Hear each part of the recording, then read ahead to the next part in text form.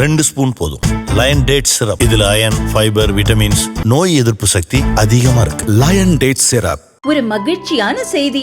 இதயம் நலனையின் விலை லிட்டருக்கு ரூபாய் 105 குறைஞ்சிருக்கு.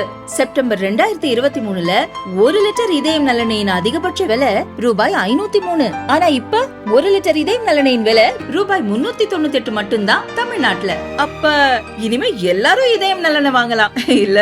பருவநிலை மாற்றத்திலிருந்து மீட்கும் தன்மையுடைய 7 மழைநீர் உறிஞ்சும் பல்லுயிர் பூங்காக்கள் ஸ்பாஞ்ச் பார்க் சென்னை பெருநகர பகுதியில் 88 கோடி ரூபாய் மதிப்பீட்டில் உருவாக்கப்படும்.